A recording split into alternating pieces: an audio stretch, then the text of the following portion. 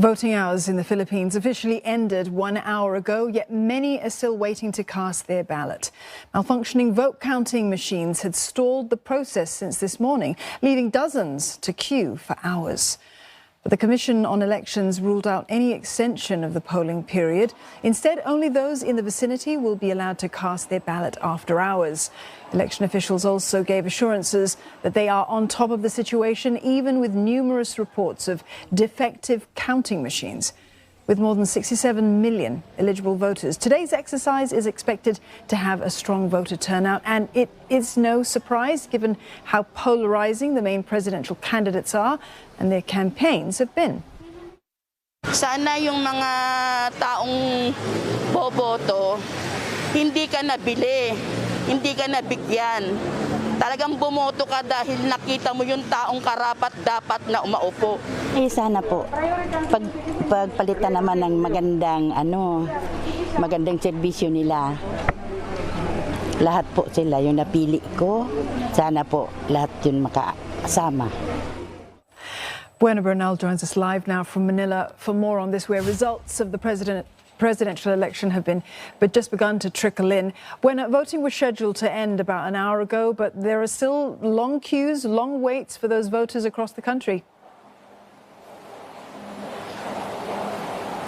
Well, while the Philippines Commission on Elections refused to heed the call of some election watchdogs as well as civil society players to extend the voting period beyond 7 in the evening, the Commission on Human Rights, an independent constitutional body, has urged voters to stay in their polling precincts or at least 30 meters in front of those precincts in order to cast their votes, because by virtue of law, specifically the Omnibus Election Code, they should be able to cast their vote if they are there before 7 p.m.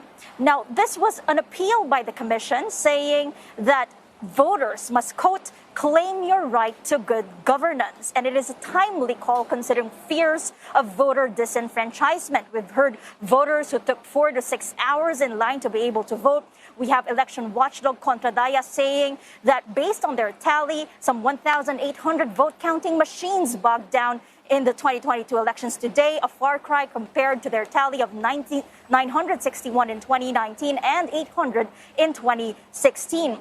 Likewise, the Philippines Armed Forces documented 15 cases of electoral violence that has led to the death of 4 people. Those 4 were all in southern Philippines. In the account of election watchdog NAMFREL, it was before noon in Maguindanao province when unknown assailants opened fire and killed 3 members of a village patrol action team.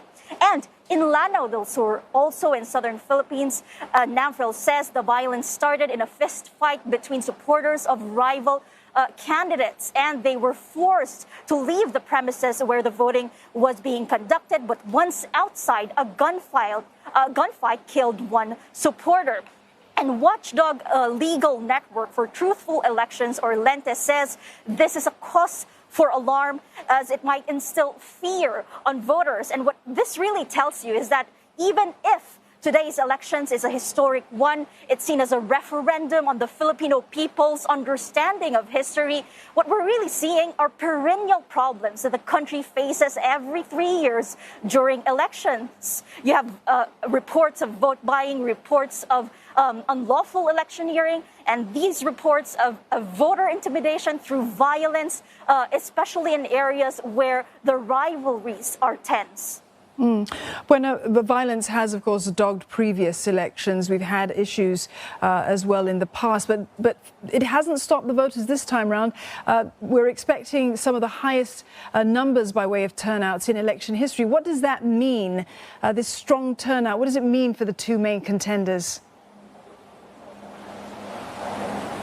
Well, first of all, if we get above 85% turnout in the 2022 elections, that means we're looking at a more engaged voting populace. Because if you look at the past 2 elections, you have an average of 78% voter turnout.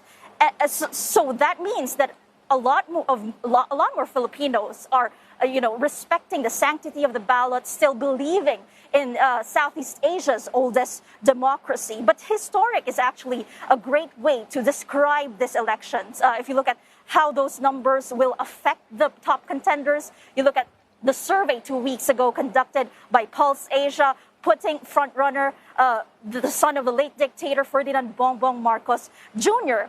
And so that kind of comeback from a family that's been bogged down by political baggage because of his father's martial law regime that saw thousands killed, tortured, raped, is really something that's shocking the world and a cause for alarm for many rights groups. It's seen as a collective failure to keep institutions in check, from our education system, from our online networks, even to our public spaces that they've slowly reclaimed to try to reframe history. Buena, thank you for that update on the elections in Manila. Buena Bernal there in Manila.